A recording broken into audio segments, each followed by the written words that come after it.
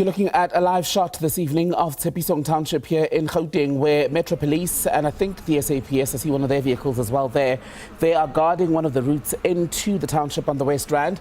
It's after an afternoon of protests and running battles, especially in the last hour, between law enforcement and frustrated residents who say City Power must reconnect their electricity supply and do so immediately. They say they've been without electricity for at least 7 days now and will not accept any further delay in the restoration of services. Let's stay with these pictures of Tshepisong and see what else we can show you during our conversation with the City Power spokesperson, Isaac Mangena, joining us from Johannesburg. Isaac, good to have you on the SABC. First things first, when was power disconnected? And what were the circumstances for this township going without power? Good evening to Miguel and good evening to the viewers at home. Power was basically disconnected about a week ago. And the reasons being that we had a situation where our technicians were basically held hostage by the community of Tshepisong and also refused to basically do their work. We were there to basically do some of the maintenance work after some of our infrastructure was vandalized by the very same community. And as such, we basically wanted to do the fixing, but our teams were threatened and basically even held against their will. So for the safety of our technicians, we decided to pull our teams out and basically switch off even electricity. Because it was even dangerous for the very same residents because the electricity network was no longer normal, and because of the illegal connections in the area, it meant that anything could happen, especially in terms of the electrocutions due to this illegal connections. So that's how we ended up with a situation where we are not servicing Tshepisong as we speak. So just to be clear, the electricity was only switched off after your teams were attacked. And was it switched off as a temporary measure in the hopes that you would go back into Tshepisong? And if so, when do you anticipate you'll be able to go back to restore power and perhaps even then deal with the issue of the illegal connections? No, the run-ins with the community of Tshepisong have been going on for the past 2 years, if I can even think that far. It has always been a situation of our teams working under duress or even held against their will. It has been a situation where our infrastructure is vandalized at willy-nilly. It has been a situation where there was sabotage of other residents. So what we have in Tshepisong is we've got different lines for different sections of Tshepisong. So when one section is out, the residents of the section that is off will come and basically throw the wires on top of the bare high voltage wires that are basically transmitting electricity to the rest of the residents. And so that if they cannot have electricity, so should the rest of the community. So most of our infrastructure was damaged in that fashion. And this is the community where we have spent millions in terms of trying to normalize the network in the area, in terms of replacing bent out mini substations and also even transformers. From January until today, if I can tell you, we have replaced about 20 transformers in Tshepisong alone, 400,000 rands worth of each of those transformers. You can imagine that. And this is the money that we are not getting back from the residents of Tshepisong because they're not paying for electricity. They actually are freeloaders.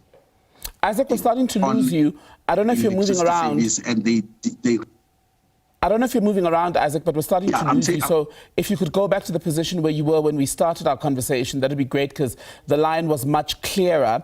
And as you do that, I want to get a sense, you said the people of Tshepisong are freeloaders. Do you know the ratio of those who are not paying for their electricity versus people who do have legitimate connections and are either on a prepaid system or the month-to-month one? So we've got 97% of the residents of customers at Tshepisong that are not buying electricity. Only 3% is buying, and that 3% is basically mostly the businesses in the area that are buying electricity. The rest of the residents are not buying electricity. Even after many meetings where we had a conversation about them contributing towards the revenue that will in turn basically assist them in terms of replacing some of the infrastructure that is getting damaged in the community. So when we had the situation to switch them off last week, it was as we were trying to basically ensure that we stabilize electricity supply in the area. But when our technicians were basically threatened and also held hostage, we decided that this cannot be the life that we subject our technicians to, and also that the residents should basically start playing their role in terms of respecting the municipal services. We've had instances where you had even emergency services not going to certain areas because of the behavior of the residents. So that's basically how we ended up at this point to begin. So if 97% of Tshepisong residents are not buying electricity or not paying for their electricity, why is that? Is it a largely indigent community or a simple refusal to pay? The community of Tshepisong is mixed. So we do understand that there probably are people that cannot afford electricity, but majority can actually afford electricity. If you've been to Laratong, you've been to Tshepisong, you'll understand exactly what you're talking about. You've got people that are actually on DSTV. You've got people that are having beautiful houses that have been built in that area. So those are the people that can afford. But also, if people are not able to afford electricity, the city has got some of those services that we can register them so that they can get some rebates and also free basic electricity. At City Power, currently as we speak, we are basically going around registering residents who are not able to buy electricity so that they can get the free basic electricity of 50 kilowatt hours. So we are saying if you are able to pay for electricity, then we will be able to service you properly, because you know, Tembekile, that at the city of Johannesburg currently we are bleeding finance. We don't have revenue to do most of the things that we're supposed to do. And this is partly because at City Power itself, we're owed about 10 billion rand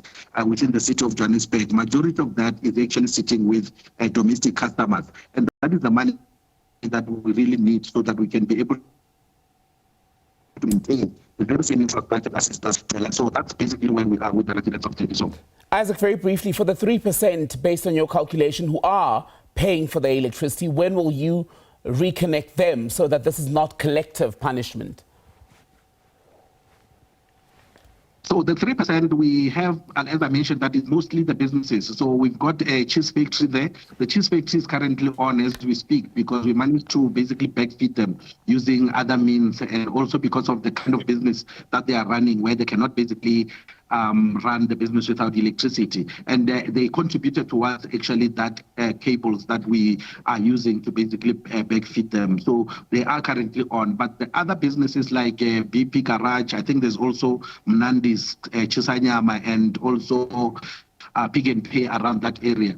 They will remain off because of their network is basically embedded within the community. So it means if we're switching them on, we'll be switching on the community. But also the switching on means we need to have boots on the ground, the trucks on the ground, so that we can be able to switch them on. And for us to do that, it's still not safe for us to go there. You'll remember that today we were supposed to go to Tshepisong, where we were to cut off illegal connections, which was part of the agreement that we had with the councillors in the past. Since this week started, we've been on a call in meetings with the community leadership, and one of the things that we said we want to do is to ensure that we remove illegal connections. And after removing illegal connections, we basically also need to normalize the network and ensure that we install meters where meters have been bypassed or vandalized, and then after that the residents should start buying electricity. So as I'm talking to you, Tembekile, our teams are ready to move into Tshepisong to ensure that we do all these things that I'm talking about. But we were guided by the security cluster, the police in particular, who said it's not safe for the technicians to go in. And they were also saying they are outnumbered in terms of manpower to basically assist in terms of securing or going to the residents. So they suggested that they will Isaac, need to we're losing this line once again to Isaac Mangena, City Power spokesperson. But thank you so much for speaking to us. We're able to get a great deal of the context, at least as the version of as far as the City Power's version is concerned. We'll go back to Tshepisong Township throughout the evening here on The Full View.